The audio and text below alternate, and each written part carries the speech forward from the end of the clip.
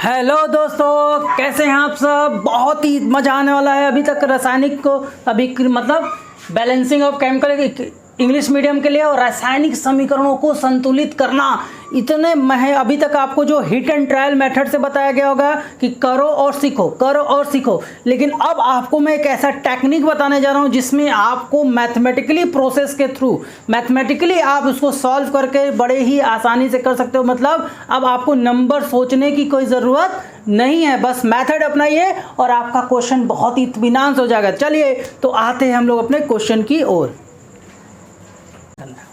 First all आपको क्या करना है, देखिए अपने मन से सपोज कर लीजिए। ये मेथड मैं गारंटी के साथ बोल रहा हूँ कि आपको अभी तक किसी स्कूल में या आप किसी कोचिंग वाले सर ने नहीं बताया होगा। ट्रिक को ध्यान से देखिए। यहाँ पे आप सपोज कर लीजिए इसे ए, यहाँ पे आप अपने मन से सपोज कर लीजिए बी, यहाँ पे आप अपने मन से सपोज कर लीजिए सी और यहाँ पे आप अपने मन से सपोज कर लीजिए डी।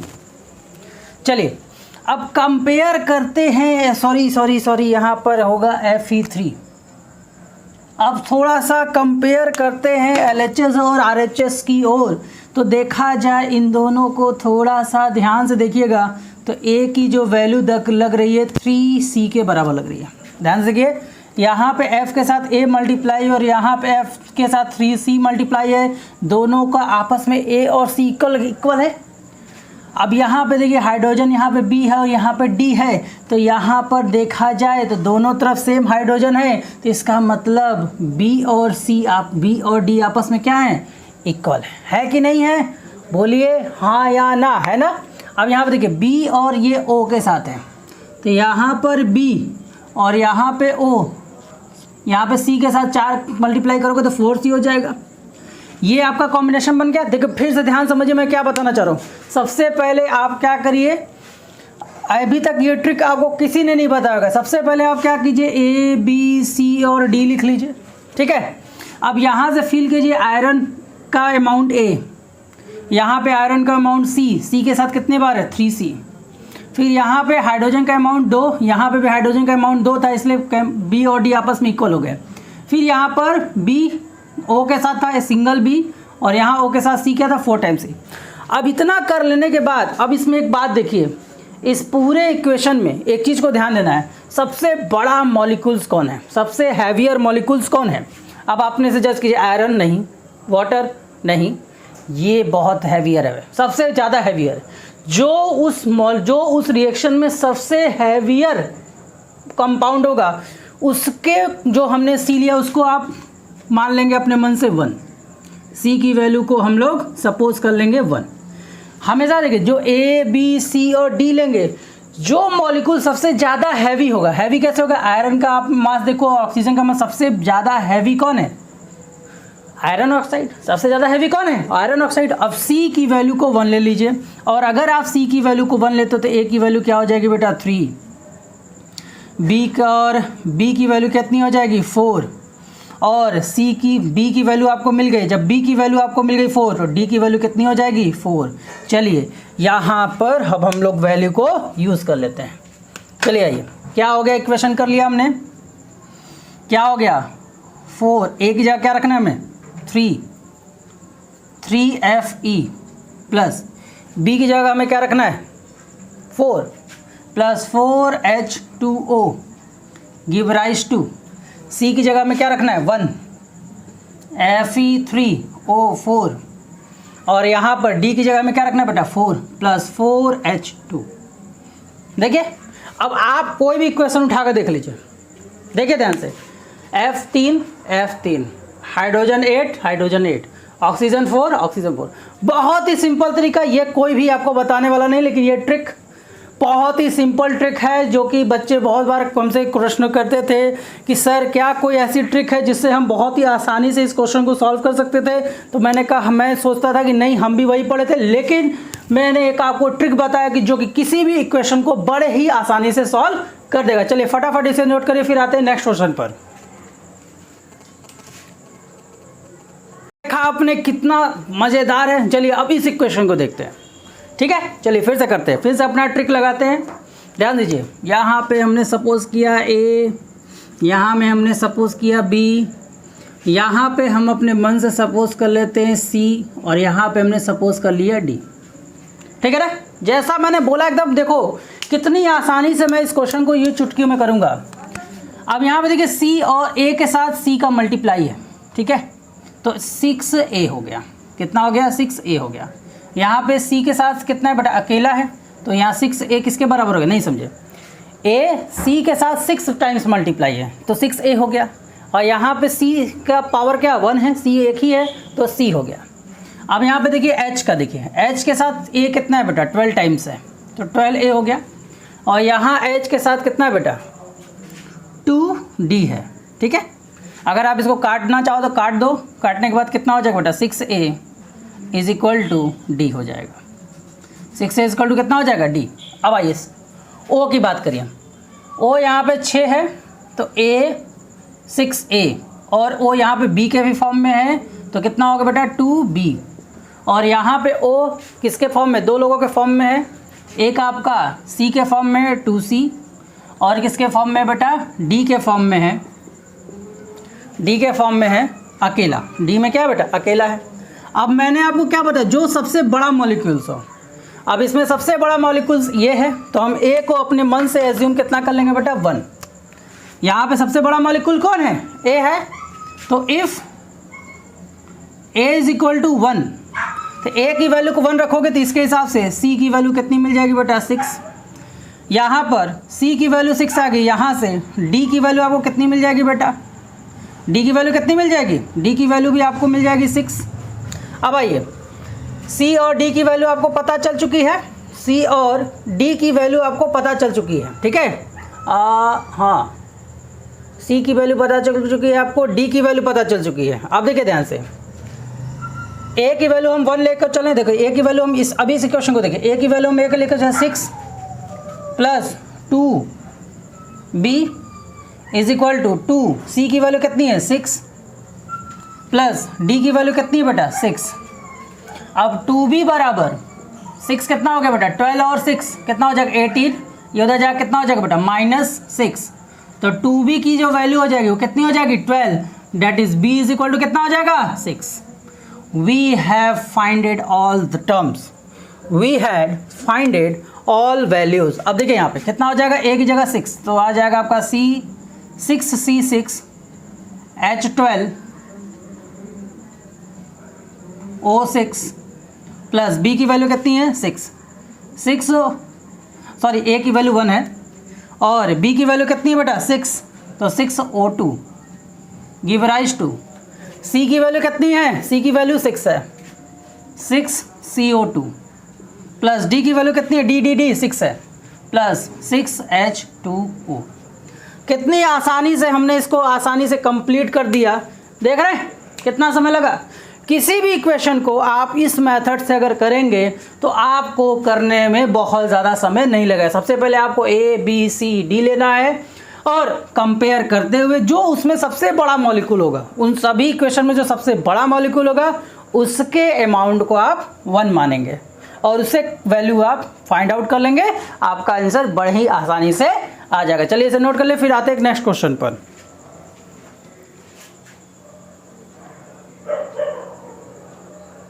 आपके सामने एक और क्वेश्चन, जैसे कि मैंने इक्वेशन पहले से लिख दिया है। अब देखिए सपोज कीजिए a b के साथ है, यहाँ b के साथ कौन है बेटा? d। a की वैल्यू किसके बराबर? d के बराबर। ठीक, अब यहाँ देखिए a Cl के साथ 2 टाइम है तो 2a, ठीक है, 2a। और यहाँ पर Cl के साथ कौन है? c है, c कितने बार है? 3 टाइम्स है तो यहाँ हो जाएगा 3c। कितना हो जाएगा? 3c। अब यहाँ देखिए b एल्युमिनियम के साथ 2 बार है 2b और यहाँ पर एल्युमिनियम के साथ कौन है? c 1 time. अब यहाँ देखिए b हो गया, फिर SO4 को हम सिंगल मान लेते हैं तो यहाँ पर b की वैल्यू, यहाँ पर जो b की वैल्यू है वो किसके बराबर हो रही है?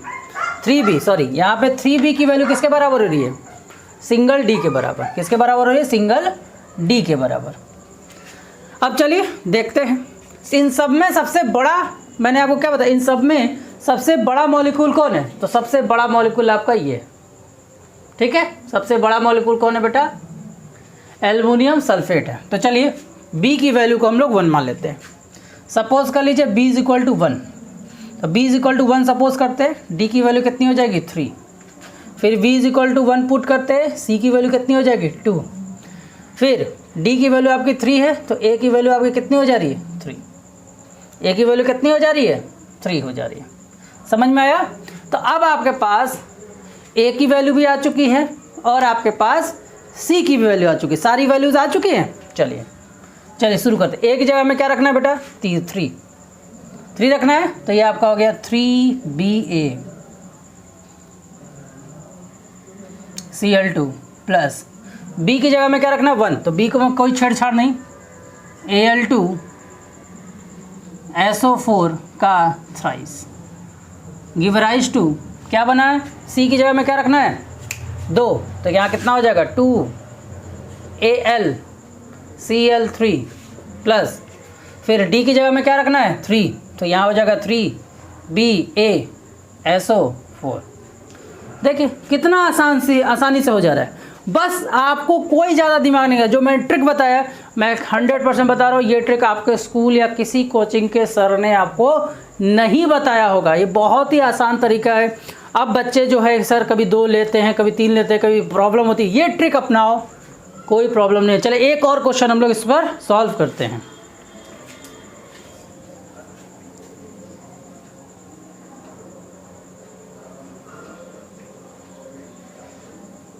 और क्वेश्चन आपके सामने लेकर आते हैं। ये C2H6O2 CO2 प्लस H2O। चलिए सेम ट्रिक, यहाँ A मान लीजिए, यहाँ आप B सपोज कर लीजिए, यहाँ आप C सपोज कर लीजिए और यहाँ पर आप D सपोज कर लीजिए। चलिए कंपेयर करते हैं। कंपेयर कीजिए। A की जगह आपको क्या दिख रहा है, A C के साथ है तो 2A, और इधर C के साथ कौन है बेटा C है, सिंगल C है, तो 2A और C आपस में बराबर हो गया। यहाँ H के साथ कितना है बेटा 6A है, और 6A यहाँ H के साथ कौन है बेटा D, तो 6A बराबर 2D या 3A बराबर D। इसको ऐसे भी बोल सकते हो, ठीक है, 1 और ये आपका 2।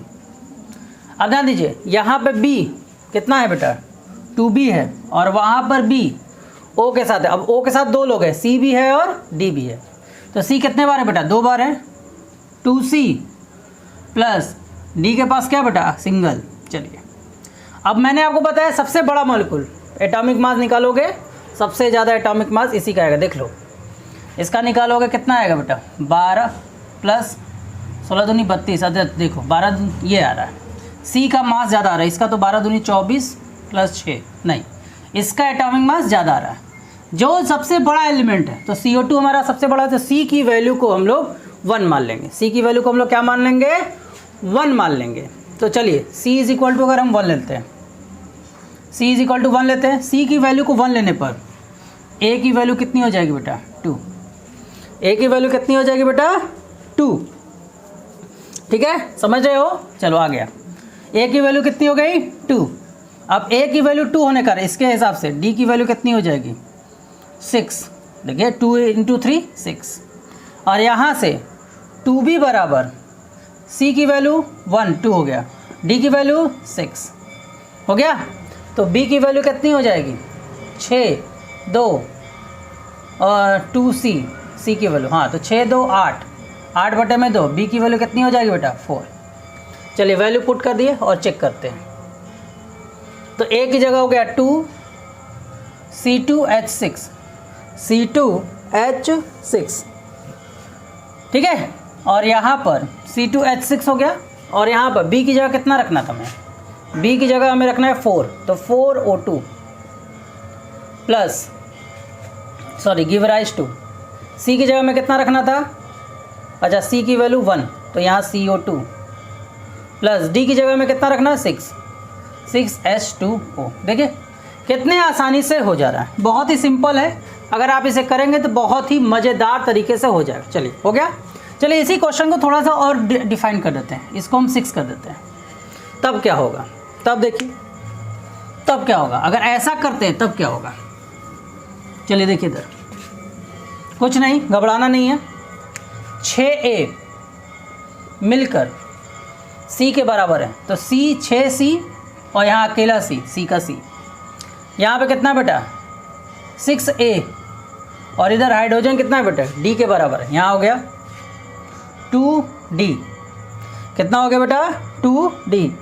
इक्वेशन में देख लूँ सही उतारा हूँ, हाँ 2D हो गया, मतलब A की वैल्यू हो गई 3A बराबर हो गया बेटा D। अब इसी तरह करके B कितना है बेटा 2B और यहाँ पर O कितना है बेटा 2 ठो है, 2C के फॉर्म में है प्लस D के फॉर्म में। अब देखिए इसको करने के बाद अब हायर मोलिकुलर कौन हो गया। अब देखो बेटा ये अब छोटा हो गया, ये आपका बड़ा हो गया, देख लीजिए 12 6 72 प्लस 6 देखिए ज़्यादा हो गया। तो अब आपको A को लेना पड़ेगा, मैंने बार बार बोला जो आपका बड़ा मॉलिक्यूल है, जो बड़ा मॉलिक्यूल है। तो अब यहाँ पर हम A को सपोज कर लेंगे 1, तो जब A को सपोज कर लेंगे 1 तो C की वैल्यू कितनी आ जाएगी बेटा 6, C की वैल्यू 6 आ जाएगी, तो D की वैल्यू कितनी आ जाएगी बेटा 3 और 2B की वैल्यू कितनी आ जाएगी बेटा, C की वैल्यू 6 दूनी 12 और D की वैल्यू कितनी है बेटा 3, तो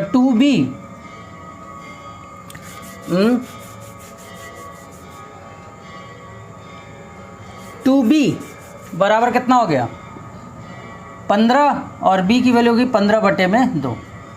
अब ऐसे सिचुएशन में क्या करेंगे, जब ऐसा कोई केस आ जाए तो घबराने की बात नहीं, सिर्फ 15 आप ले लीजिए, आपका काम हो जाएगा, घबराने की कोई बात नहीं है, ठीक है। अब देखिए घबराने की कोई बात नहीं, इस नंबर को हमको क्या करना है B को प्लस B। अब देखिए जैसे मान लीजिए ये केस आ गया, तो अब हम करेंगे क्या, कोई बात नहीं, B को डबल कर दीजिए।